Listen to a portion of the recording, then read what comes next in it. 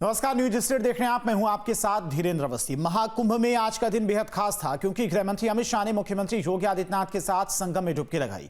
अमित शाह यहां पूरे परिवार के साथ पहुंचे थे। उन्हें मंत्रोच्चार के बीच में पूरे विधि विधान से पूजा अर्चना की। संगम स्नान के दौरान सीएम योगी भी उनके साथ मौजूद रहे। देखिए रिपोर्ट। महाकुंभ है, महाकुंभ है, महाकुंभ है, महाकुंभ है, महाकुंभ है, महाकुंभ है, महाकुंभ है, महाकुंभ है, महाकुंभ है। कण कण शिव शिव शंभु शंभु है, महाकुंभ है, महाकुंभ है, महाकुंभ है, महाकुंभ है। महाकुंभ में शाह का महास्नान।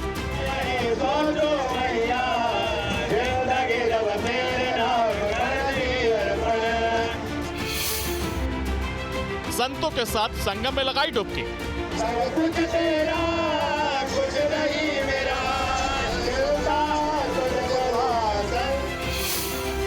संगम तट पर विधि विधान से पूजा अर्चना।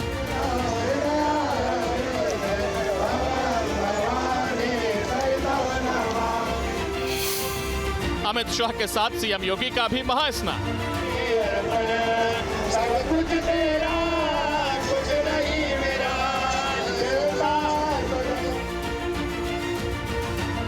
144 वर्ष बाद महाकुंभ का संयोग अद्भुत, अकल्पनीय और अविश्वसनीय है और इस अद्भुत संयोग के साक्षी बने हैं गृह मंत्री अमित शाह, जिन्होंने प्रयागराज के त्रिवेणी संगम तट पर आकर महाकुंभ में आस्था की डुबकी लगाई।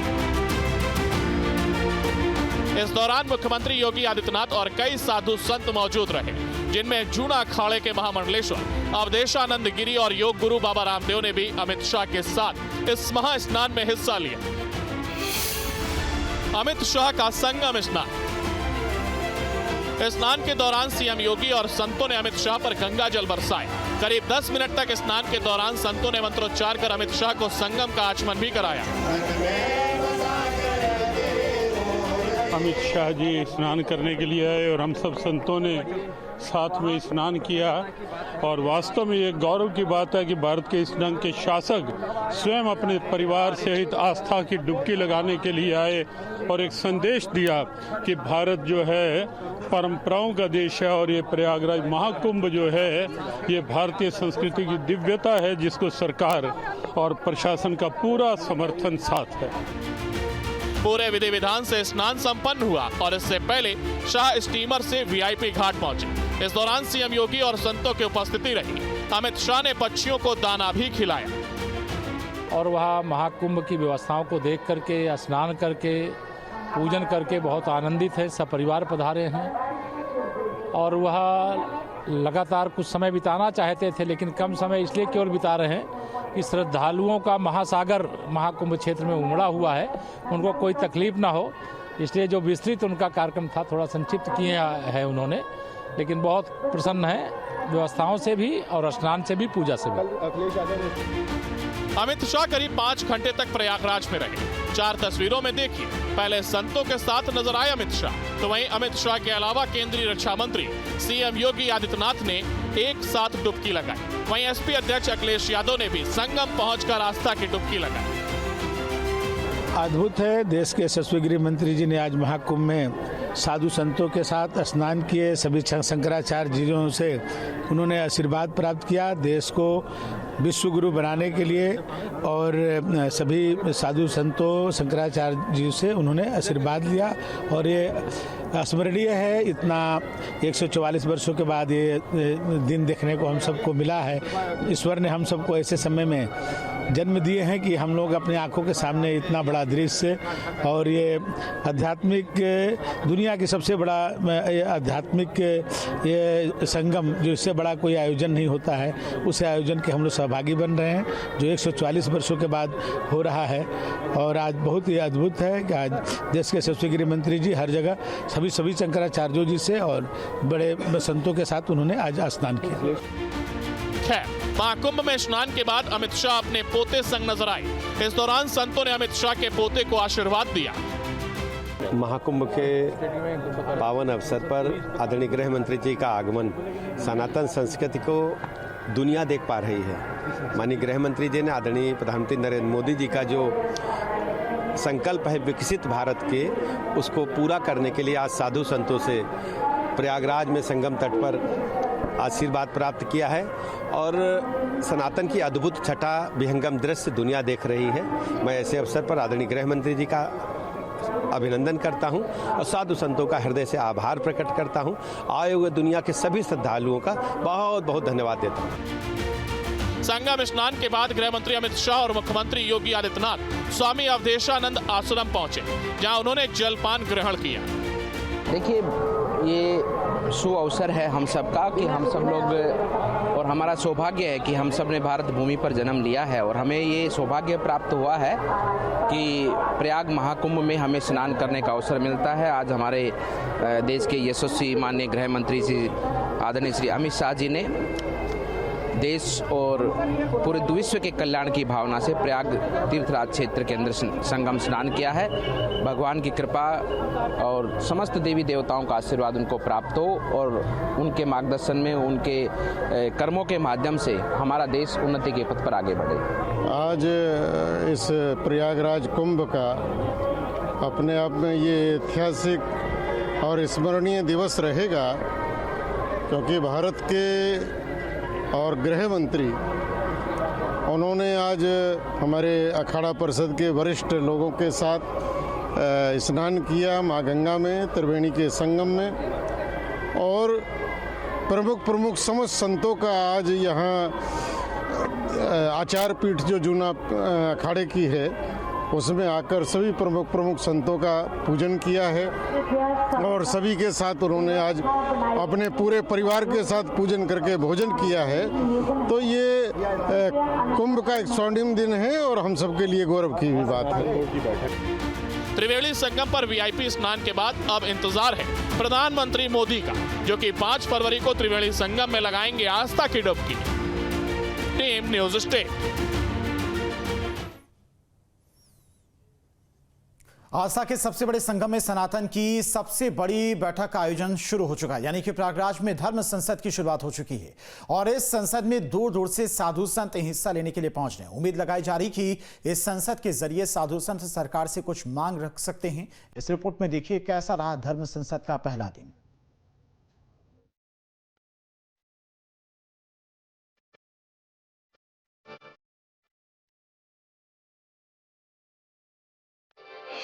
आस्था के संगम में सनातन की बड़ी बैठक, संत महात्माओं का लगा डेरा, सरकार से मांग रख सकता है संत समाज। दिव्य कुंभ, भव्य कुंभ और नव्य कुंभ की शोभा हर दिन की आती तस्वीरों के साथ नई और अनोखी जान पड़ती है। दुनिया भर से श्रद्धालु और साधु संत भी इस समागम में शामिल होने के लिए पहुंच रहे हैं। तो वहीं इस आस्था के आयोजन सबसे बड़ी बैठक की गई। जी हां, हम बात कर रहे हैं हिंदू धर्म संसद की। महाकुंभ के सनातनी अखाड़ों में आज हिंदू धर्म की संसद का आयोजन किया गया। इस संसद में भाग लेने के लिए कई स्थानों से धर्मगुरु और साधु संत पहुंचे, जिन्होंने इस सभा के दौरान अपने विचार भी रखे। सनातन बोर्ड के लिए, सनातनियों की सुरक्षा के लिए हम लोग सभी ये चाहते हैं कि सनातन बोर्ड का गठन हो। सभी सनातनी जो पहुंच रहे हैं, देखिए बहुत बड़ी संख्या में लोग पहुंच रहे हैं, आगे भी लोग आएंगे और हम आशा करते हैं कि सरकार और बाकी के सभी लोग इस पे ध्यान दें और सनातन बोर्ड बने, ऐसी प्रार्थना हम भगवान से करते हैं, प्रियाकांजू से भी करते हैं। इस आयोजन में सनातन के कई मुद्दों पर ध्यान देने का काम किया जाएगा। देखा जाए तो इस संसद में सीधे तौर पर सनातन बोर्ड के गठन पर काम किया जाएगा। सनातन बोर्ड के क्या है मायने?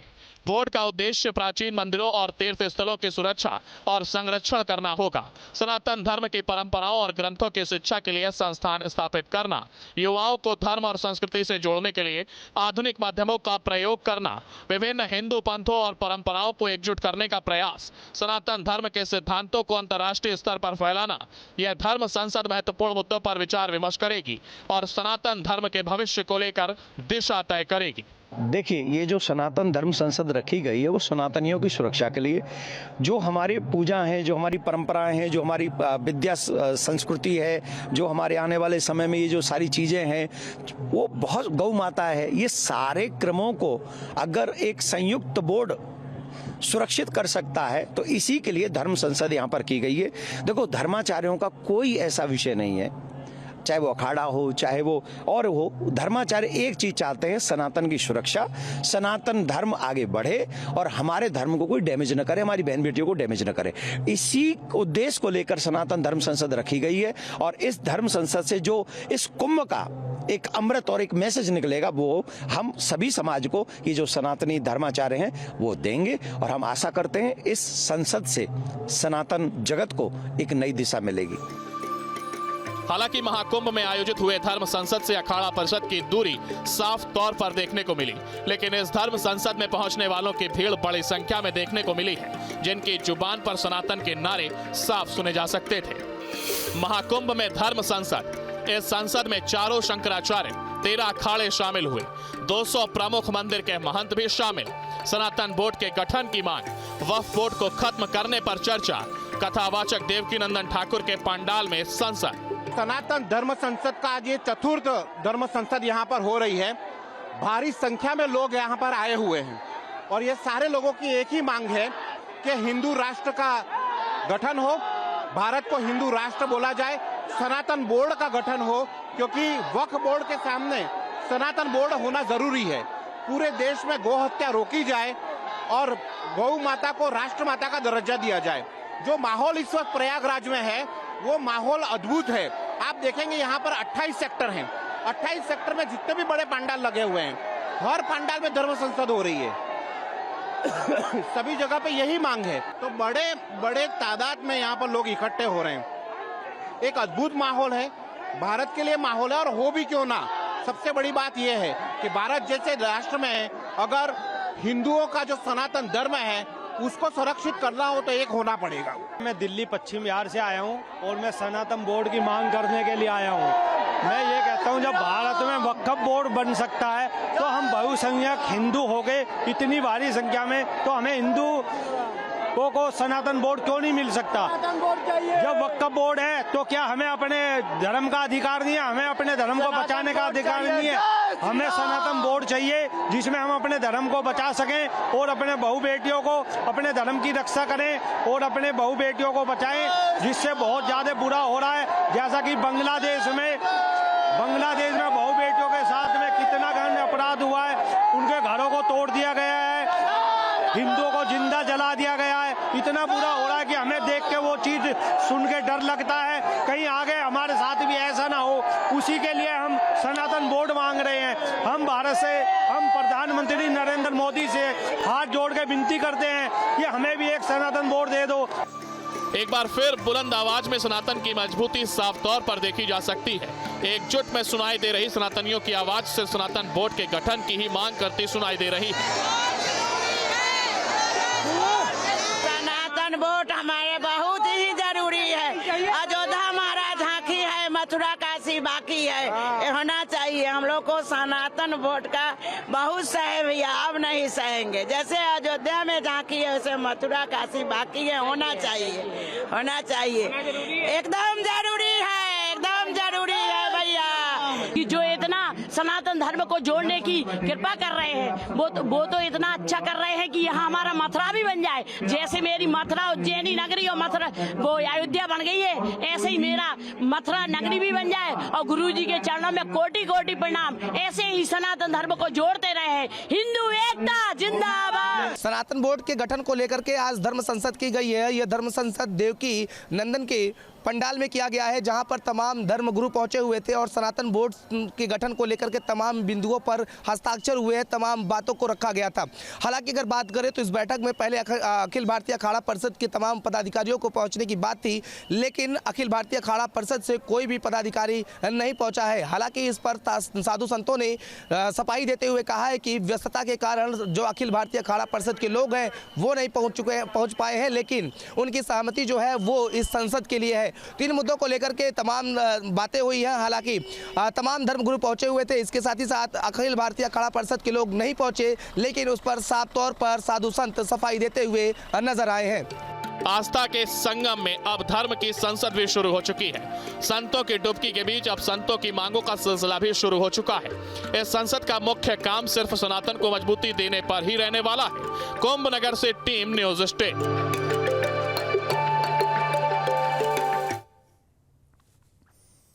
महाकुंभ में नागा साधुओं की उपस्थिति और उनकी बढ़ती संख्या, इस कड़ी में आज 1100 से ज्यादा साधुओं ने अपना पिंडदान किया और नागाओं की परंपरा को स्वीकार किया। इस रिपोर्ट में देखिए कैसे बनते हैं नागा साधु।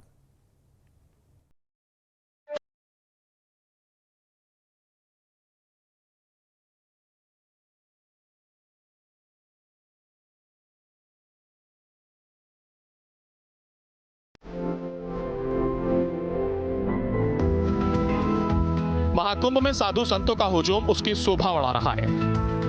दूर दूर तक रोशन दिख रहा ये महाकुंभ और इसकी सफलता के किस्से आज दुनिया भर में सुने जा रहे हैं। हर रोज एक नई तस्वीर इस महाकुंभ को अनोखा और नया बना रही है। संगम में डुबकी लगाने वालों की संख्या भी रफ्तार पकड़ रही है और अब इंतजार है बस मौनी अमावस्या का। ये वही दिन जिसके लिए प्रयागराज में तमाम व्यवस्थाओं को तैयार भी किया जा रहा है। सीएम योगी खुद भी मौनी अमावस्या की तैयारियों का जायजा ले रहे हैं। इस दिन के लिए दुनिया भर से साधु संतों और नागाओं की टोली यहां पहुंच रही है। नागा साधुओं को यूं तो सनातन के सबसे कट्टर पहरी कहा जाता है, लेकिन नागा साधु कहलाने से पहले क्या कुछ विधि है वो हम आपको इस रिपोर्ट में दिखा रहे हैं। जरा इन साधुओं को देख लीजिए। एक साथ इतनी बड़ी संख्या में बैठकर ये सब अपना पिंडदान करने जा रहे हैं। सुनकर बेशक अजीब लगा हो, मगर ये सच है कि इन लोगों ने पहले अपना पिंडदान किया, दुनिया की मोह माया और पारिवारिक रिश्तों को त्याग दिया और फिर नागा साधुओं की परंपरा को स्वीकार कर लिया। इसी के साथ ये 1100 से ज्यादा साधु भी अब से नागा साधु कहलाएंगे। ऐसा माना जाता है कि साधु संत जब जीते जी खुद का पिंडदान करते हैं तभी नागा साधु का भेष धारण कर सकते हैं।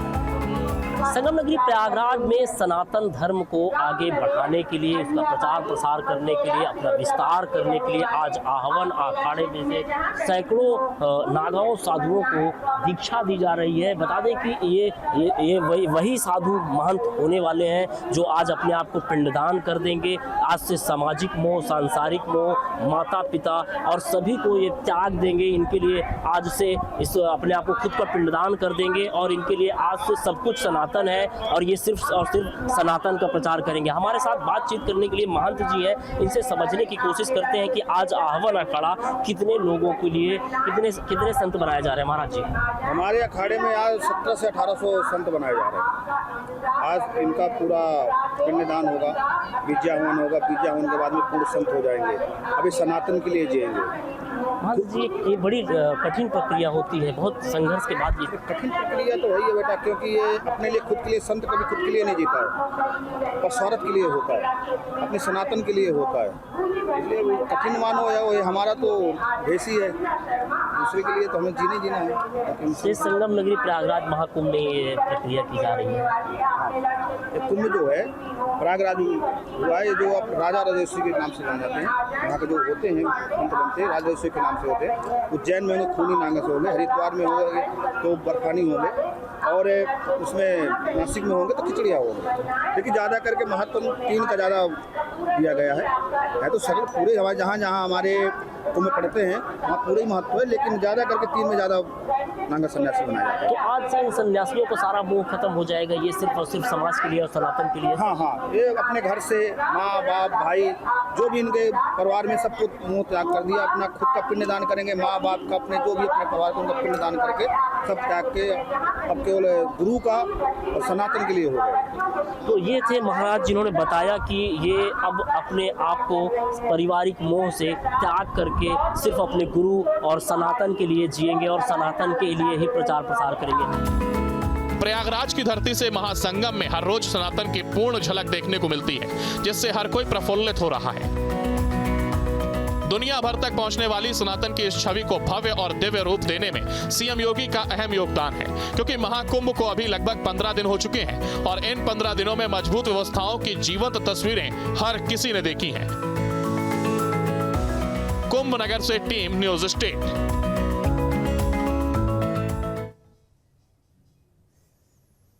और इसी के साथ रुकते हैं यहाँ पर एक छोटे से ब्रेक के लिए।